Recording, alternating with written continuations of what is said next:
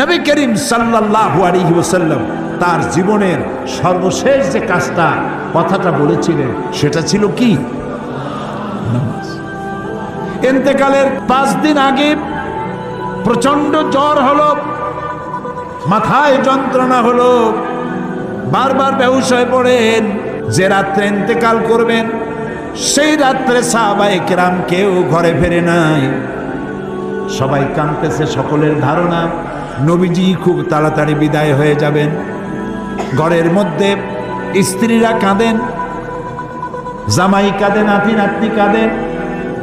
সব থেকে বেশি কাঁদছেন হযরতে মা ফাতিমা রাদিয়াল্লাহু তাআলা আনহা। রাসূলুল্লাহর হুশ এলো, হযরত ফাতেমার কান্না দেখে কাছে ইশারা করে ডাকলেন, কানে কানে কি যেন বললেন। হযরত ফাতেমার কান্না বন্ধ হয়ে গেল। হযরত আয়েশা ফাতেমাকে ডেকে বলেন, মা তোমার আব্বা জান কি তোমারে বলল, কান্না বন্ধ হলো তোমার? হযরত ফাতেমা বলেন, মা আমার আব্বা জান আমাকে কানে কানে বললেন, মা কাঁদিস না, তোর কান্না আমার বরদাস্ত হয় না। আমি তোমাকে সুসংবাদ শোনাই, আমি মরে যাওয়ার পর সবার আগে তোমার সাথে আমার দেখা হয়ে যাবে। হযরত ফাতেমা বুঝতে পেরেছেন এর অর্থ হলো রাসূলের ইন্তেকালের পরে আত্মীয় স্বজনের ভিতরে সর্বপ্রথম ফাতেমার ইন্তেকাল হবে। হয়েছিল তাই। রাসূলুল্লাহ বেহুশ হয়ে পড়লেন, আবার হুশ হলো, আবার বেহুশ হলেন। ফজরের পরে হযরত জিবরাইল এসে বলছেন, আসসালামু আলাইকা ইয়া রাসূলুল্লাহ, হে আল্লাহর রাসূল, আল্লাহ আপনাকে সালাম বলেছেন আর তিনি জানতে চেয়েছেন আপনি কেমন আছেন। তিনি জানেন আপনি কেমন আছেন, তারপরেও তিনি জানতে চেয়েছেন আপনার মুখে আপনি কেমন আছেন। নবীজি বললেন, আমি বড়ই কষ্টের ভিতরে আছি, অসুস্থ আছি। হযরতে জিবরাইল বলছেন, ইয়া রাসূলুল্লাহ, একজন নতুন ফেরেশতা এসেছে আজ আমার সাথে, যে ফেরেশতা কোনো মানুষের কাছে আসার জন্য অনুমতি কোনোদিন চায় নাই আর কোনোদিন চাবেও না, শুধু আপনার অনুমতি চায় আপনার কাছে আসার জন্য। সে ফেরেশতার নাম মালাকুল মউত। হযরতে মালাকুল মউত রাসূলের অনুমতি নিয়ে রাসূলের জাসাদ মোবারকের কাছে এসে সালাম পেশ করলেন।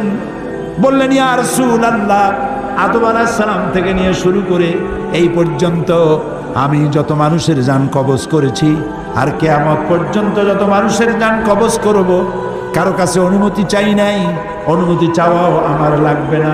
কিন্তু আজকে আসার সময় আল্লাহ রাব্বুল আলামিন আমাকে বলেছেন আমি যেন আপনার অনুমতি চাই। রাসূলুল্লাহ বললেন, মালাকুল মউত, আমি যদি তোমাকে অনুমতি না দেই? হযরতে মালাকুল মউত বলেন, ইয়া রাসূলুল্লাহ, আল্লাহ তাআলা বলেছেন অনুমতি যদি না পাও ফিরে এসো। আল্লাহু আকবার, আল্লাহু আকবার। হযরতে জিবরাইল বলেন, ইয়া রাসূলুল্লাহ, আল্লাহ রাব্বুল আলামিন আপনার সঙ্গে দিদারের ইন্তজার করতেছেন। নবী বললেন, মালাকুল মউত, তুমি তোমার কাজ শুরু করতে পারো। মালাকুল মউত যখন জান কবজ করতে যাবে, রাসূলুল্লাহ বললেন, আয়েশা একটু কাছে আসো। ওই যে সোনা ছিল কয়েক টুকরা, সোনাগুলোর খবর কি? 6 টুকরা, ছোট্ট ছোট্ট 6টা টুকরা সোনা ছিল, সোনাগুলো কই? হযরত আয়েশা বলেন, আমি তার যত্ন করে রেখেছি। নবীজি বলছেন, এক্ষুনি স্বর্ণ টুকরাগুলি সদকা করে দাও। আমি মুহাম্মদ সাল্লাল্লাহু আলাইহি সাল্লাম আল্লাহর দরবারে এই অবস্থায় উপনীত হতে চাই না যে মুহাম্মদের ঘরের ভিতরে সোনা আছে। হযরত ওমর রাদিয়াল্লাহু তাআলা আনহু রাসূলের সঙ্গে দেখা করতে গেছিলেন একদিন, ঘরে মা আয়েশা ছিলেন না। হযরত ওমর সালাম দিয়ে ঘরের মধ্যে ঢুকে দাঁড়ায় দাঁড়ায় কাঁদতেছেন, বাচ্চা শিশুর মতো ডুকরে ডুকরে কাঁদছে। রাসূলুল্লাহ জিজ্ঞেস করছেন, ওমর কাঁদো কেন? হযরত ওমর বলছেন, আমি বিশ্ব নবীর ঘর দেখতেছি, ছোট্ট একটা ঘর, এক কোনায় একটা সরাই পানি রাখার পাত্র কাইতে হয়ে পড়ে আছে, একটা গ্লাস কাইতে হয়ে পড়ে আছে, আর এক কোনায় 1 কেজি কি আধা কেজি জল পড়ে আছে, আর রাসূল শুয়ে আছেন দড়ি দিয়া বুনানো একটা খাটিয়ার উপরে, চাদর নাই, বালিশ নাই, হাত মোবারক মাথার তলে দিয়ে শুয়ে আছে, পিঠ মোবারকে দড়ির দাগ কেটে আছে। হযরত ওমর বলছেন, ইয়া রাসূলুল্লাহ, আমি তো বরদাস্ত করতে পারছি না। বিশ্বনবী, তার পিঠে দড়ির দাগ, পানির পাত্র কাইট হয়ে পড়ে আছে, খাট নাই, বালিশ নাই, আপনি আমাকে অনুমতি দেন, আমি আপনার জন্য একটা তোষক বানাই নিয়ে আসি। রাসূলুল্লাহ বললেন, ওমর, আমি তো দুনিয়ায় শান্তি করতে আসি নাই। আমি যদি ওহদ পাহাড়কে বলি, ওহদ আমার জন্য সোনায় পরিণত হয়ে যা, ওহদ পাহাড়টাই সোনা হয়ে যাবে। শান্তি করতে আসে নাই। নবীজি বললেন, আয়েশারে সোনাগুলি বিতরণ করে দাও, সাদকা করে দাও। মালাকুল মউতকে বললেন, তুমি তোমার কাম সারো। জান কবর শুরু হয়ে গেল। নবীজি জীবনের শেষ কথা মুখ থেকে উচ্চারিত হলো, আসসালাত আসসালাত ওয়া মা মালাকাত আইমানুকুম, ও আমার উম্মতেরা, নামাজ নামাজ।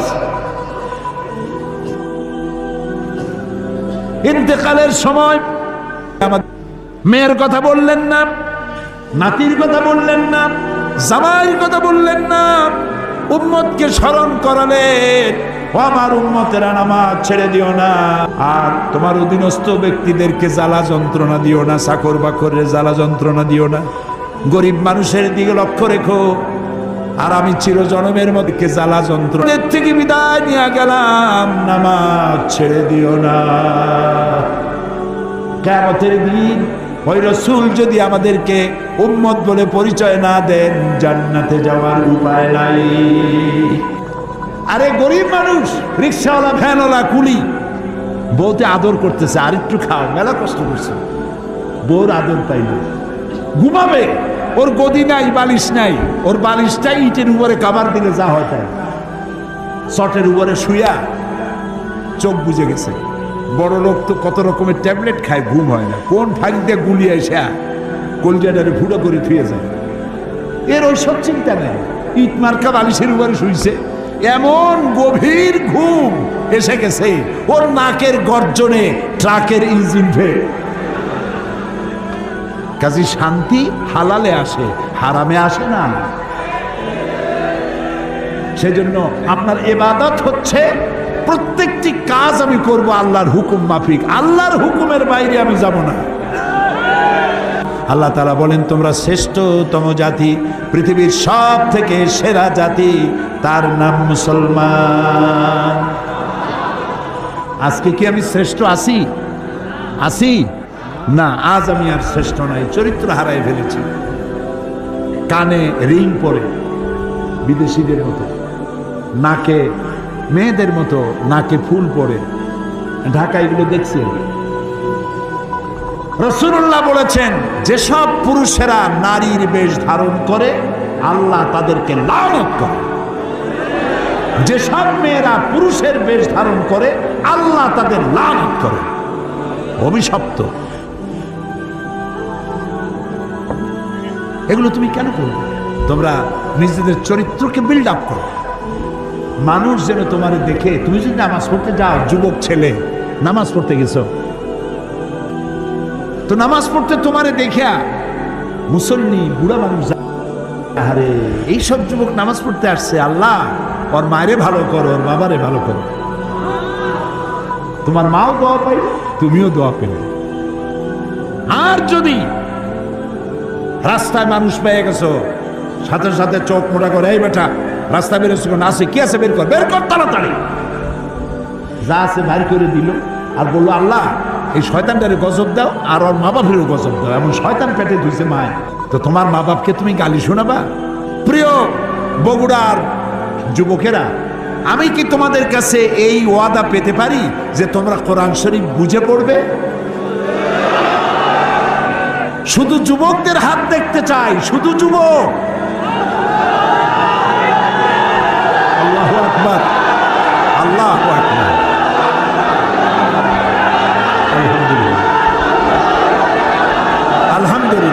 বসুন বসুন বসুন, আমি দাঁড়াতে বলি নাই, দাঁড়াতে বলি নাই, বসুন। আমি খুশি হয়ে গেলাম, আমি খুশি হয়ে গেলাম, আল্লাহ খুশি হলেন, আলহামদুলিল্লাহ। আমি কি পয়সা চাইছি? আমি বলেছি কোরআন তোমরা বুঝে পড়বে। বাংলা ভাষা কোরআন শরীফের তাফসির আছে, তোমরা কোরআন শরীফের তাফসির পড়বা, হাদিস পড়বা, বুঝবা আর আমল করবা। জীবনটা কোরআন আর হাদিস দিয়ে সাজাবা। জীবনটা সাজাবে কি দিয়ে? কোরআন আর হাদিস দিয়ে। দুনিয়াও শান্তি পাবে, আখিরাতেও শান্তি লাভ করবে। প্রিয় যুবকেরা, তোমরা সমাজ সেবা করবে। কি করবে বলো তো? সমাজ সেবা। আজান হয়ে গেলেই সব মসজিদে চলে যাবে, 5 ওয়াক্ত নামাজ বা জামাত আদায় করবে। আল্লাহর নবী বলেছেন, লা দীনা লিমান লা সালাতা লাহু, যার কাছে নামাজ নাই তার কাছে দ্বীন নাই। মান তারাকা সালাতান মুতাআম্মিদান ফাকাদ কাফারা, ইচ্ছে করে যে নামাজ ছেড়ে দিল সে কুফরি করলো। ইচ্ছে করে নামাজ ছেড়ে দিল সে কাফেরের কাজ করলো। নামাজ পড়লো না তো কিসের কাজ করলো বলেন না ভাই? নামাজ না পড়া কার কাজ? কাফেরের কাজ। কাফের হয় নাই, নামাজ না পড়লে কাফের হয় না। নামাজ না পড়াটা কাফেরের কাজ, আর নামাজ পড়াটা মুসলমানের কাজ। 5 ওয়াক্ত নামাজ সঠিকভাবে আদায় করবে। রাত 12টার পরে ওই মোবাইল কোম্পানিগুলি ফ্রি টক টাইম করেছে। তো রাত 12টার পরে স্বামী স্ত্রীর কোনো দুঃখ আছে নাকি? ফ্রি টক টাইম ব্যবহার করলেও বউরে তো কাছেই পাইছে। রাত 12টার পরে তো যার কাছে বউ নাই ওর দরকার ফ্রি টক টাইম। বাচ্চাগুলোরে কিভাবে, আর ছেলেবেলের দোষ দেব কি? বাচ্চাগুলোরে কিভাবে সর্বনাশ করে দেখেন। বিজ্ঞাপনের মধ্যে দিয়েছে, এই যে তুমি নতুন আসছো নাকি এই কলেজে, এই নাও আমার টেলিফোন। একটা মেয়ে এসে বললো, এই নাও আমার টেলিফোন, নতুন আসছো বুঝি, দরকার হইলেও করে দরকার না হইলেও করে। কিভাবে সর্বনাশ করতেছে আমার কলিজার টুকরা সন্তান, কিভাবে নষ্ট হয়ে যাচ্ছে। যুবকেরা, চরিত্রের চাইতে বড় জিনিস আর কিছু নাই। when character is lost, everything is lost. চরিত্র যখন হারালে তখন তোমার কাছে হারাবার মতো আর কোনো জিনিস রইল না। তুমি বিশ্বাস করো, তুমি যখন পুরুষ যুবক, তোমার জন্য আল্লাহ একটা নারী বরাদ্দ করেছেন, তাহলে তুমি কেন girls high school, girls college যখন ছুটি দেয় তখন গেটের কাছে এতিমের মতো খাড়াই থাকো? সমস্ত মেয়েদেরকে নিজের মায়ের মতো দেখো, সমস্ত মেয়েদেরকে নিজের বোনের মতো দেখো, তাহলে সমাজটা সুন্দর হবে, ভালো হবে। সুবহানাল্লাহ। যুবকেরা, চরিত্র ভালো বানাও, তোমরা আমাদের সম্পদ।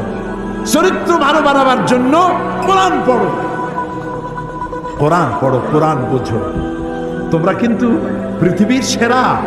শরীরের কোনো এলাকায় যদি ব্লাড সার্কুলেশন বন্ধ হয়ে যায়, সেই এলাকাটা কি হবে? প্যারালাইজড হয়ে যাবে। এখন বডিটাকে গরম রাখা, সচল রাখা, এটার জন্য নার্ভ সিস্টেম আর সমস্ত নার্ভের ভিতরে রক্ত সঞ্চালনের জন্য আল্লাহ তাআলা দিয়েছেন হার্ট, সিস্টোলিক এবং ডায়াস্টোলিকের মাধ্যমে এটা পৌঁছে দিচ্ছে। এখন মানুষের হার্ট অপারেশন হয়, এখন এই হার্টের অপারেশনের প্রয়োজন। কেন? হার্টের ভিতরে এই রকমের মোটা মোটা কতগুলি তার আছে যেগুলিকে বলা হয় আর্টারি। এই আর্টারিগুলি মোটা, এর মধ্য দিয়ে রক্ত সঞ্চালিত হয় সারা বডির মধ্যে। এখন এই আর্টারিগুলি, আপনি যে চর্বি খান, ঘি খান, এক শ্রেণীর লোক আছে ঘি খায় পানির মতো, মদ খায়, ঘি খায়, চর্বি খায়, ফ্যাট জাতীয় জিনিস যা আপনি খান, এই সমস্ত ফ্যাটগুলো গিয়ে এই হার্টের ভিতরে আর্টারির মধ্যে গিয়ে যে ছিদ্র আছে ওর দেওয়ালে চর্বিগুলি জমতে জমতে এক সময় সংকীর্ণ হতে হতে এরকম হয়ে যায়, আর ব্লাড পাস করে না। যখন ব্লাড পাস করে না তখন অ্যানজাইনা হয়, বুকে বেদনা শুরু হয়ে যায়। এটাকে ডাক্তাররা বলে অ্যানজাইনা। এই অ্যানজাইনা কতটা হলো, আপনার ব্লকেজ কতটা, সেটাকে টেস্ট করার জন্য এনজিওগ্রাম করতে হবে। এনজিওগ্রাম করে দেখবে যে 100%, 75% or 80%, 3টা বা 4টা বা 5টা ব্লক হয়ে গেছে। এখন আপনাকে যদি বাঁচাইতে হয় তাহলে বাইপাস অপারেশন করতে হবে। আমি আপনার চিকিৎসা শিখাইতেছি না, আমি কোরআনের দিকে নিয়ে আসতেছি। বাইপাস অপারেশন করার পর ব্লক হয়ে যাওয়া, বন্ধ হয়ে যাওয়া রগগুলি আর্টারি কেটে নতুন রগ, নতুন আর্টারি লাগাতে হবে। ওটা গরুর কাছ থেকে নেওয়া যাবে না, ওটা ছাগলের কাছ থেকে নেওয়া যাবে না। আল্লাহ রাব্বুল আলামিন এমন মহাবিজ্ঞানী, যিনি মানুষের রানে, উরুতে আর হাঁটুর নিচে এবং হাতের ভিতরে কিছু স্পায়ার পার্টস হিসাবে কিছু রগ আলাদা করে রেখেছেন। অপারেশনের সময় ডাক্তার ওই সব জায়গা থেকে রগ কেটে নিয়ে হার্টের মধ্যে লাগায় দিয়া আবার নতুন করে রক্ত সঞ্চালনের ব্যবস্থা করে দেয়। সুবহানাল্লাহ। কিডনি লাগবে একটা, আল্লাহ দিয়েছেন 2টা। কয়টা লাগবে? একটা হলে হয়, কিন্তু আল্লাহ দিয়েছেন 2টা। বেশি করে পানি খাবেন। বেশি করে কি খাবেন? পানি। বেশি পরিমাণ পানি খাবেন। যত বেশি পানি খাবেন আপনার কিডনি তত সচল থাকবে, সজীব থাকবে। পানি খাবেন আর আলহামদুলিল্লাহ করবেন, আর বলবেন আল্লাহ মৃত্যুর সময় যেন পানির কষ্ট দিও না। সুবহানাল্লাহ, সুবহানাল্লাহ। আল্লাহর নবী বলেছেন মৃত্যুর সময় মালাকুল মউতকে দেখার পরে এমন পানির পিপাসা হবে, মানুষ বলবে আয় আল্লাহ 7টা সমুদ্রের পানি যদি পান করতে পারতাম, যে পিপাসা লেগেছে এ পিপাসা নিবারণ হতো না। মানুষেরা বোঝে না, সেই জন্য বলে কোন নেতা যখন হসপিটালে অসুস্থ হয়, কয় যে নেতা হসপিটালে মৃত্যুর সঙ্গে পাঞ্জা লড়িতেছে। হ্যাঁ, মৃত্যুর সাথে পাঞ্জা লড়বা তুমি। মালাকুল মউত দেখলে তো তোমার কলজা ঠান্ডা, হিম শীতল হয়ে যাবে মালাকুল মউতকে দেখলে। প্রিয় ভাই সব, আল্লাহ রাব্বুল আলামিন এই শরীরটাকে বাঁচাবার জন্য যা যা প্রয়োজন সব আপনার আমার সাথে দিয়ে দিয়েছেন। আল্লাহু আকবার। কুত্তা, বগুড়ায় কি কুত্তা কয় না কুকুর কয়? দুটাই বলে। আচ্ছা, কুত্তায় বাচ্চা দেয় কয়টা বছর? হ্যাঁ, 7টা, 8টা, 10টা। ওর তো ফ্যামিলি প্ল্যানিং নাই, জনমের মতো হয়। জনমের মতো হয়, মরেও জনমের মতো। যদি যত কুত্তা হয় সবগুলি যদি বাঁচত, আপনারা মাহফিলে কুত্তার জ্বালায় আসতেই পারতেন না। যেমন হয় তেমন মানে। গাভী প্রতি বছর বাছুর দেয় কয়টা? মাত্র 1টা। আর মুসলমানেরা যা খাওয়া খায়, তারপরেও হিসাব করেন, গণনা করেন, জরিপ চালান, কুত্তা বেশি না গরু বেশি? গরু বেশি। কারণ কুত্তা হারাম, গরু হালাল, সেই জন্য ওটাই বরকত নাই, এটাই বরকত আছে। যারা অফিসার হাজার হাজার টাকা বেতন পান, সরকারের চেয়ারে বসেন, মানুষকে কষ্ট দিবেন না। ওখানে আপনাকে বসাইছি মানুষের উপকার করার জন্য। সেজন্য গভর্নমেন্ট আপনাকে পিএস দিয়েছে, এপিএস দিয়েছে, শেয়ার দিয়েছে, অফিস দিয়েছে, এসি দিয়েছে, বোনাস দিয়েছে, বেতন দিয়েছে, সব দিচ্ছে। এরপরে আবার জনগণের ফাইল আটকাইয়া তারপরে টাকা আদায় করেন। অবশ্য বগুড়ার অফিসাররা করেন, আমি অন্য জেলার কথা বলতেছি। এই কাজটা যে করেন,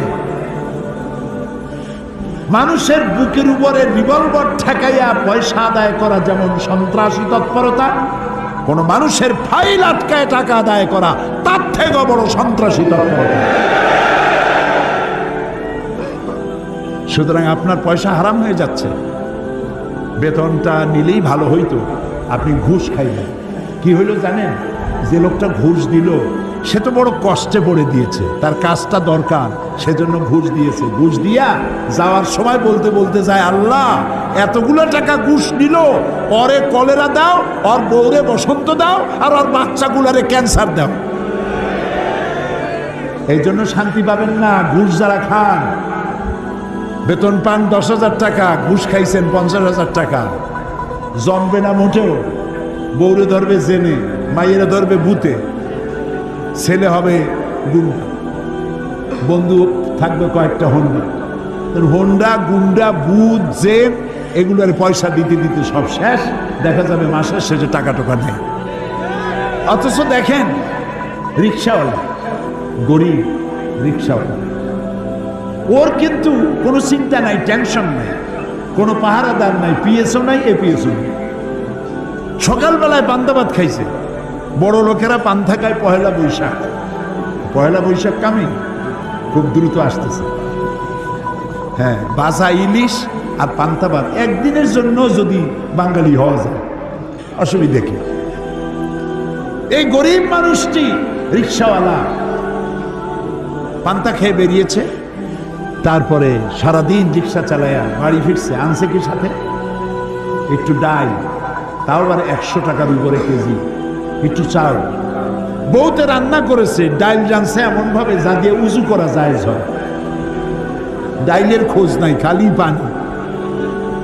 আহা, বড় লোক, শান্তি নাই। বউতে কথা শোনে না, মেয়েতে কথা শোনে না, ছেলেতে কথা শোনে না। আর এখানে ও রান্না করলো, বউতে রান্না করে স্বামীকে পাশে বসাইয়া, এসিও নাই, বৈদ্যুতিক ফ্যানও নাই, আসল দিয়ে বাতাস করে কপালটা মুছায় দেয়। অনেক কষ্ট করছো, আর একটু খাও। আর এই যত্ন কিন্তু বড় লোকের কপালে নেই। বড় লোক বাড়ি আসে, বউ তখন ভ্যানিটি ব্যাগ নিয়ে বাইর হয়ে যায়। জিজ্ঞেস করে, তুমি যাও কই? Boy, I am very busy, don't talk at all. সাংঘাতিক ব্যাপার।